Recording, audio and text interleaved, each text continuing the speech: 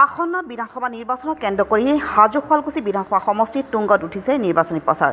ব্যতিক্ৰমী ৰূপত নিৰ্বাচনী প্ৰচাৰ চলাই বিজেপি মিত্ৰজোঁটৰ অগপ প্ৰাৰ্থী প্ৰকাশ চন্দ্ৰ দাসে বিৰোধীক ৰুধিবলৈ আপ্ৰাণ চেষ্টা অব্যাহত ৰাখিছে।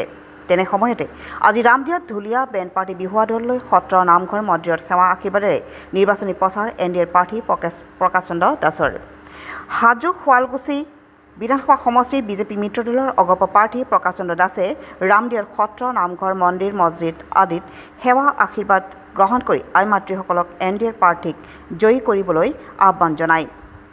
বেণ্ড পাৰ্টী ঢুলীয়া বিহুৱা দলক লগত লৈ নিৰ্বাচনী প্ৰচাৰ চলাই সমষ্টিটোত চমক সৃষ্টি কৰে। এই সময়ছোৱাত প্ৰকাশ চন্দ্ৰ দাস জিন্দাবাদ, হাতীৰ ছবিত ভোট দিয়ক, নৰেন্দ্ৰ মোদী জিন্দাবাদ শ্লোগানেৰে নিৰ্বাচনী বঁটা তুংগত কৰি তোলে। হাজোৰ পৰা কমলাকান্ত দাসৰ ৰিপৰ্ট, AIN লাইভ।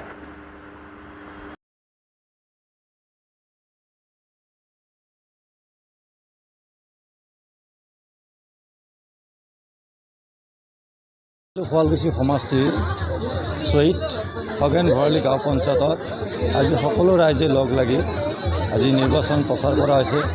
সত্ৰ নামঘৰত সেৱা লৈছোঁ, যাতে সত্ৰ নামঘৰৰ আশীষ লোৱাৰ আমি ৰাইজৰে ভাল ধৰণে সেৱা কৰিব পাৰোঁ। ইয়াত সকলোৱে ঢোল তাল বিহু দল আৰু বেণ্ড পাৰ্টিৰ সৈতে সংগীতন পাৰ্টি সকলোৱে একেলগে আহি আজি সুন্দৰভাৱে আদৰণি জনাইছে। ৰাইজৰ আদৰণিক মই ধন্যবাদ জনাইছোঁ আৰু হাজো শুৱালকুছিবাসী ৰাইজৰ যি মৰম আৰু যি আশীৰ্বাদ মই অতি সৌভাগ্যৱান বুলি ভাবিছোঁ।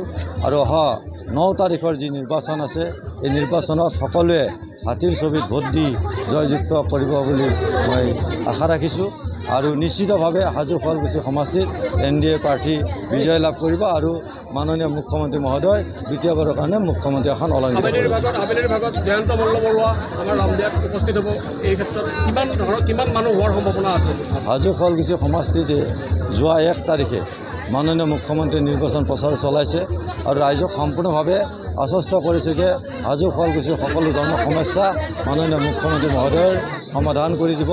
আৰু আজি মাননীয় অসম চৰকাৰৰ কেবিনেট মন্ত্ৰী জয়ন্ত মল্ল ভুজৰপুৰ আহিব, তেখেতে ৰাইজক সম্বোধন কৰিব আৰু এক বৃহৎ এখন নিৰ্বাচনী সভাৰ জৰিয়তে ভাৰতীয় জনতা পাৰ্টীৰ প্ৰতি ৰাইজৰ যে আস্থা আৰু বিশ্বাস নিশ্চয় তাত প্ৰতিফলন হ'ব। আৰু আমি সকলো ৰাইজৰ সহযোগিতা কামনা কৰিছোঁ আৰু এই সভাত উপস্থিতিৰ কাৰণে সকলোকে আহ্বান জনাইছোঁ আৰু নিশ্চিতভাৱে হাজো শুৱালকুছি সমষ্টিত ভাৰতীয় জনতা পাৰ্টীক লগত বিৰোধী কোনো ধৰণে তিষ্টি দিব পৰাকৈ ইয়াত শক্তি নাই। গতিকে ইয়াত বিৰোধীবিহীনভাৱে হাজো শুৱালকুছি সমষ্টিত এনডিএ প্ৰাৰ্থী জয়লাভ কৰিব।